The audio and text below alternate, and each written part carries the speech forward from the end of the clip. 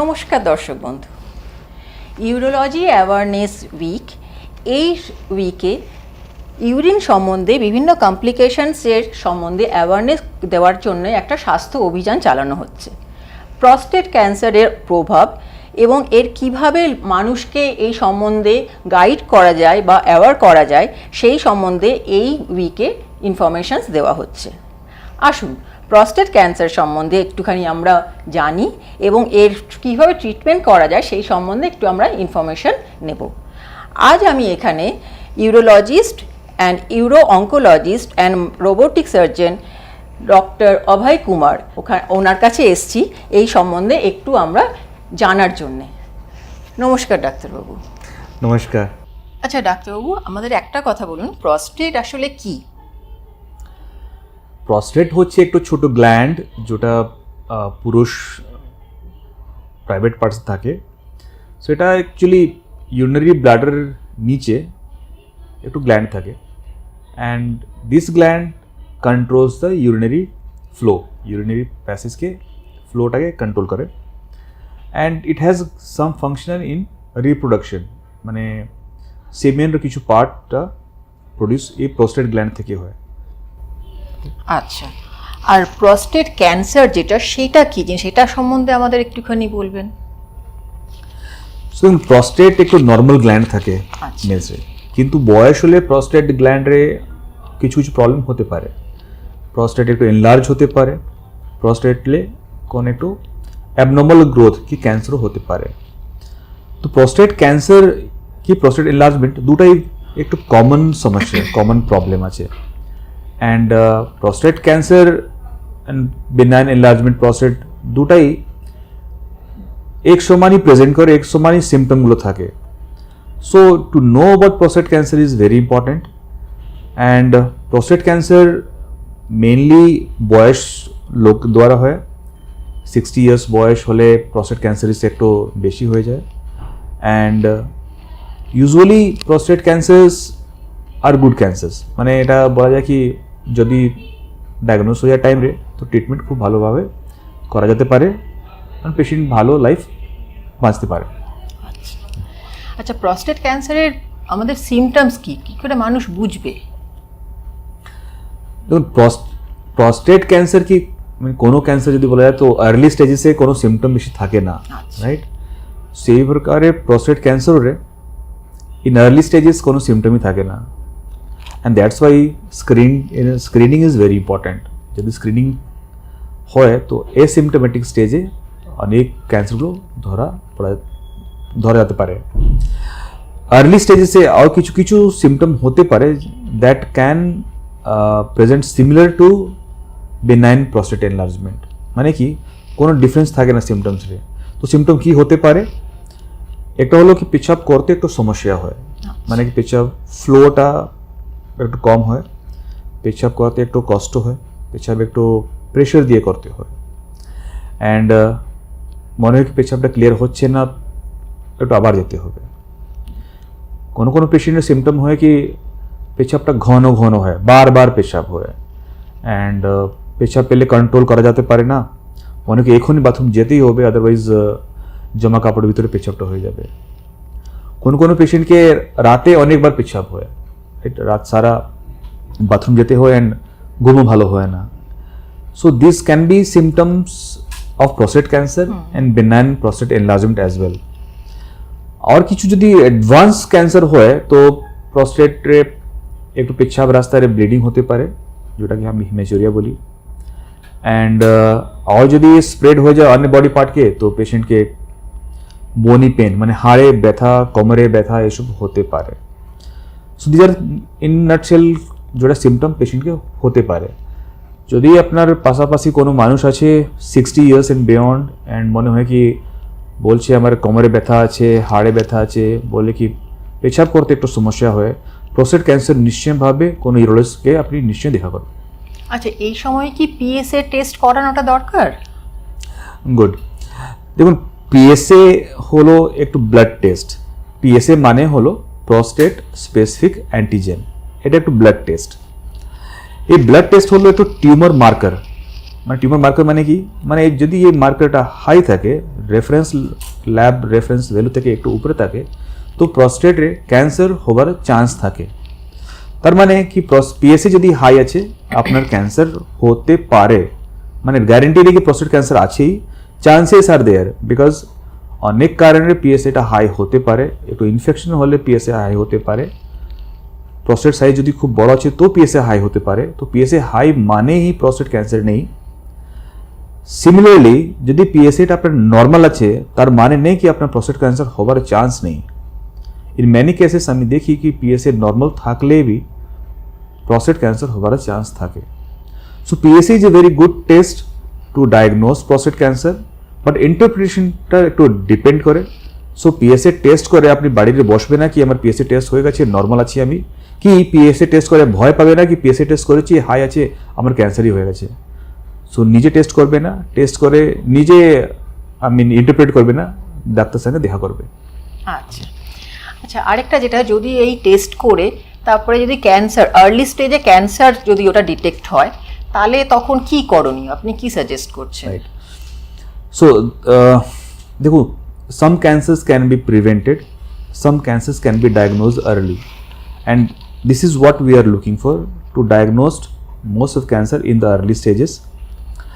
And যদি ক্যান্সারটা early স্টেজে ডায়াগনোজ হয়, স্টেজ 1 এ ডায়াগনোজ হয়, so treatment becomes very easy and curative treatment, মানে ক্যান্সারকে নির্মূল করা যেতে পারে, কিওর করা যেতে পারে।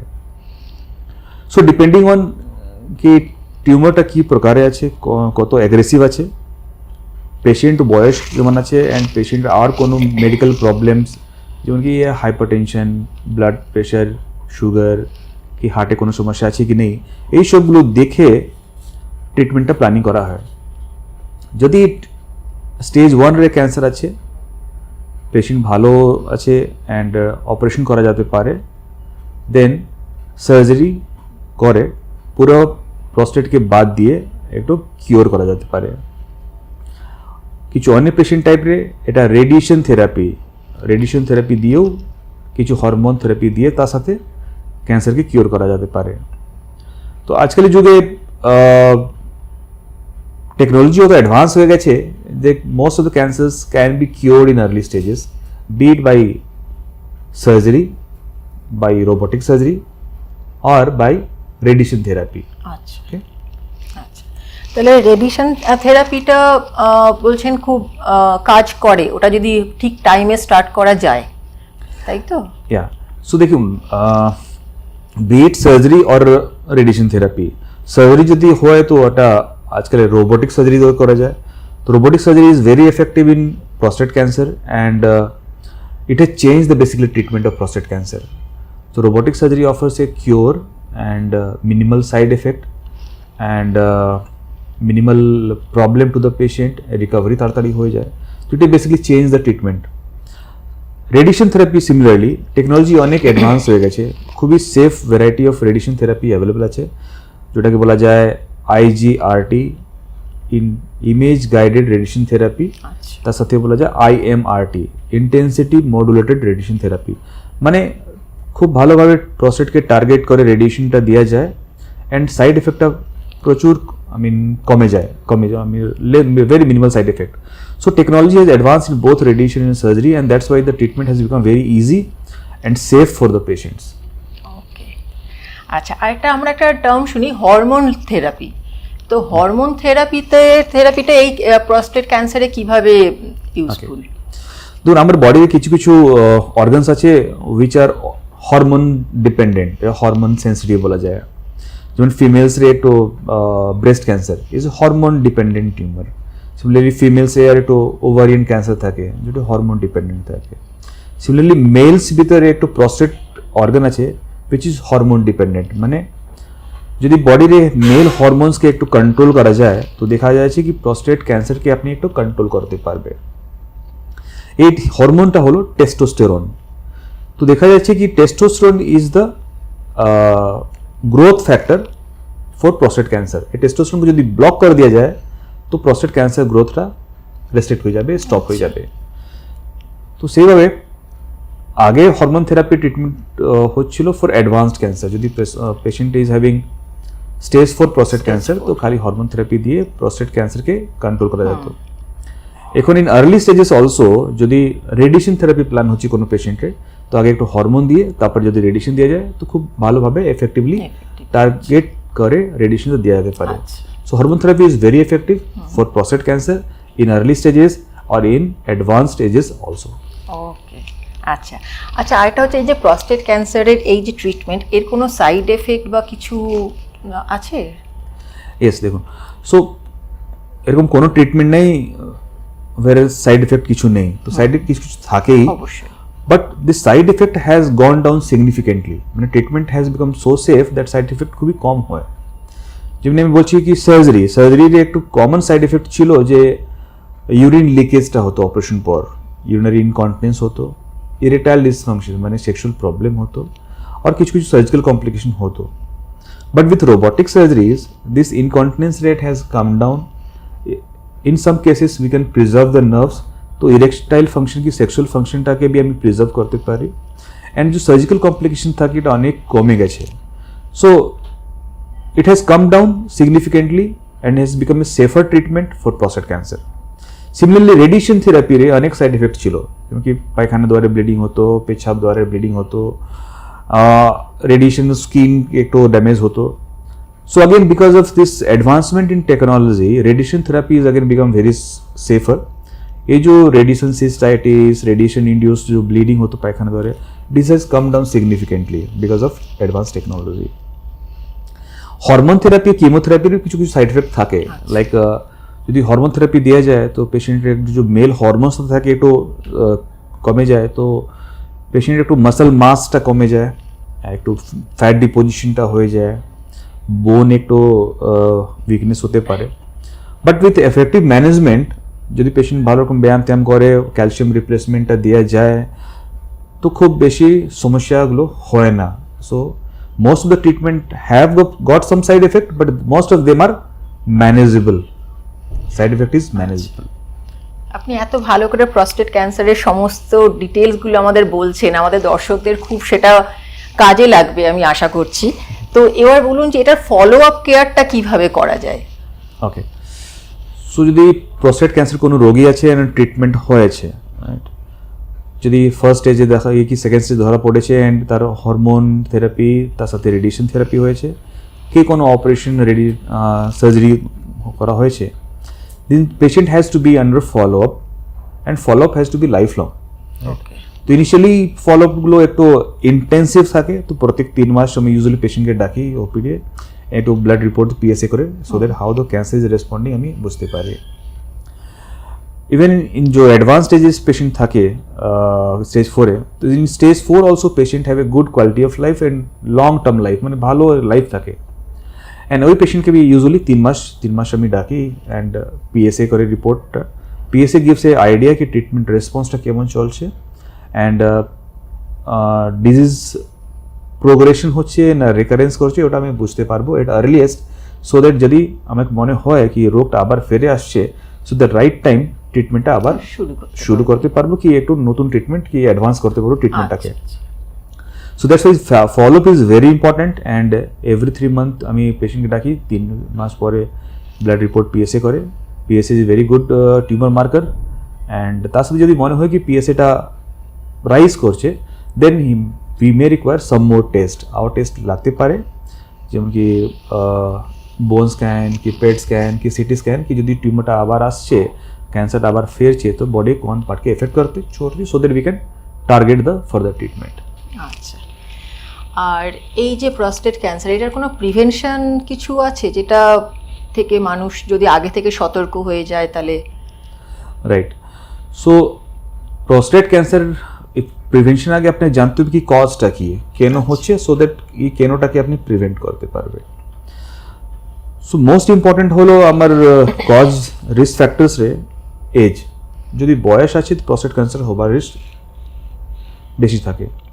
সেকেন্ড হলো আপনার ফ্যামিলি হিস্ট্রি, যদি ফ্যামিলির কোনো মানুষকে প্রস্টেট ক্যান্সার হয়েছে তো নেক্সট জেনারেশন কি ইয়াঙ্গার জেনারেশনে কি দাদাকে ভাইকে হবার চান্স একটু বেশি থাকে, right. So in those cases, early diagnosis করতে হবে, and for that screening করতে হবে, মানে early check-up এ আসতে হবে, so that we can diagnose cases early. তাছাড়া there are some factors which are known to be associated, মানে ডাইরেক্টলি আমি বলতে পারি না কি এই জিনিসটা ক্যান্সার করছে, বাট আমি দেখছি কি রিলেশন দেখা যাচ্ছে কি যদি এই জিনিসটা থাকে তো এনার প্রস্টেট ক্যান্সার হবার চান্স বেশি থাকে, ওটাকে বলা হলো রিস্ক ফ্যাক্টর। তো এগুলো যদি দেখা যায় কি যদি পেশেন্ট या কোনো মানুষের খাবারে যদি ফ্রাইড ফুড থাকে, deeply fried food, excess red meat থাকে, স্মোকিং থাকে, তো এই ক্যান্সার হবার রিস্ক বেশি থাকে। So I have to stop smoking, avoid red meat, avoid deeply fried food, and consume more things which are protective. তো কি protective agents আছে আমার কাছে? Now green leafy vegetables and fruits. Okay. Because these are shown কি যদি fruits and vegetables নিয়ে যায়, then they have antioxidants and they can prevent some cancers. আচ্ছা, তাছাড়া ওবেসিটি, ওকে, ওয়েট লস করতে হবে, অ্যাক্টিভ লাইফস্টাইল, একটু ব্যায়াম ট্যায়াম করতে হবে। So this active lifestyle, weight loss, exercise, food pattern can prevent you from prostate cancer.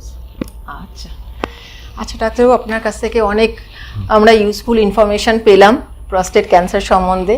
Thank you so much. আশা করছি দর্শকরাও এর থেকে খুব লাভবান হবে। ধন্যবাদ। Thank you. নমস্কার।